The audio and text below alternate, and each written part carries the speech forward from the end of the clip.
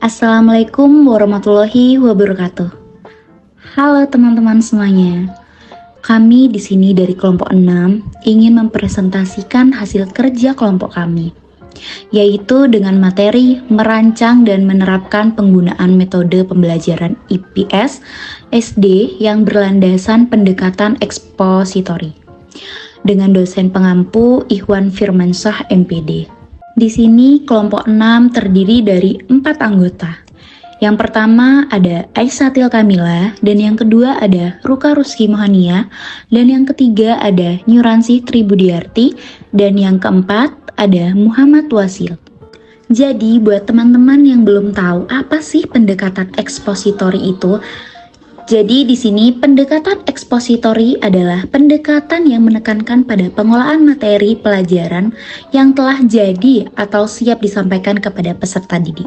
Jadi seperti itu ya teman-teman, pengertian dari pendekatan ekspositori.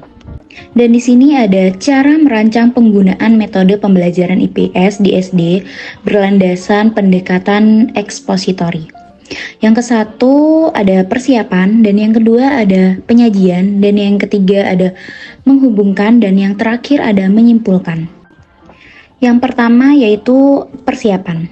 Di sini berkaitan dengan mempersiapkan siswa untuk menerima pelajaran. Keberhasilan pelaksanaan pelajaran dengan menggunakan metode pembelajaran ekspositori sangat tergantung pada langkah persiapan.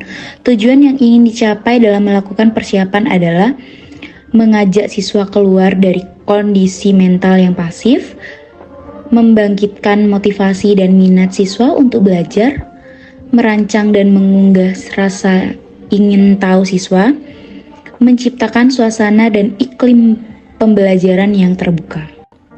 Yang kedua, penyajian. Langkah penyajian adalah langkah menyampaikan materi pelajaran sesuai dengan persiapan yang telah dilakukan. Yang harus dipikirkan oleh setiap guru dalam menyajikan adalah bagaimana agar materi pelajaran dapat mudah dipahami oleh siswa. Oleh karena itu, ada beberapa hal yang harus diperhatikan dalam pelaksanaan langkah ini. Yang ke-1 ada penggunaan bahasa, dan yang kedua ada intonasi suara. Yang ketiga, menghubungkan. Langkah korelasi adalah yang menghubungkan materi pelajaran dengan pengalaman siswa atau dengan hal-hal yang lain, memungkinkan siswa dapat menangkap keterkaitannya dalam struktur pengetahuan yang telah dimilikinya. 4. Menyimpulkan. Menyimpulkan adalah tahapan untuk memahami inti dari materi pelajaran yang telah disajikan.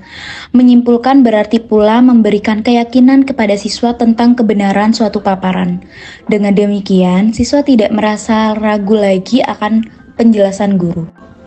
Dan di sini juga ada menerapkan penggunaan metode pembelajaran IPS SD berlandaskan pendekatan ekspositori. Yang ke-1 ada kompetensi dasar, yang dimana kompetensi dasar kemampuan memahami gejala alam di sosial negara di Indonesia dan negara tetangga. Dan yang kedua ada hasil belajar, yang dimana membandingkan gejala alam negara Indonesia dan negara-negara tetangga, mendeskripsikan gejala sosial Indonesia dan negara-negara tetangga.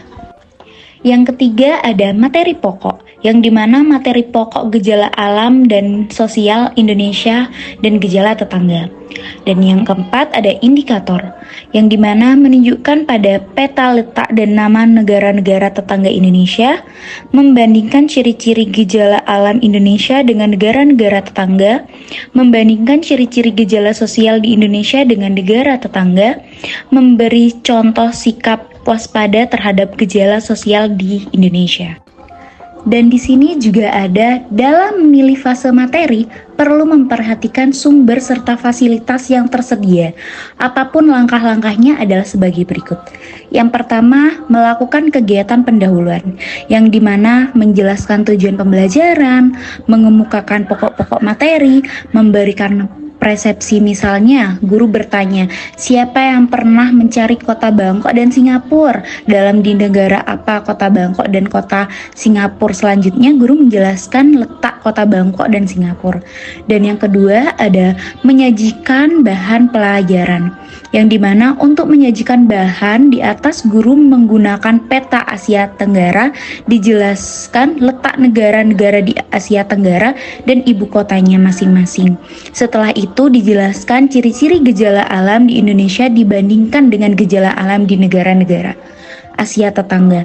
Selain itu juga dijelaskan pula ciri-ciri gejala sosialnya, perlu dijelaskan kewaspadaan bagi Indonesia terhadap gejala sosial. Yang ketiga ada menutup pelajaran dengan kegiatan, yang dimana ada membuat kesimpulan, memberikan kesempatan kepada anak untuk bertanya atau menanggapi materi yang telah diajarkan. Ada juga melaksanakan evaluasi dan tinjau lanjut. Baik, cukup sekian dari pemaparan materi dari kelompok kami. Jika ada salah kata, kami mohon maaf dan wassalamualaikum warahmatullahi wabarakatuh.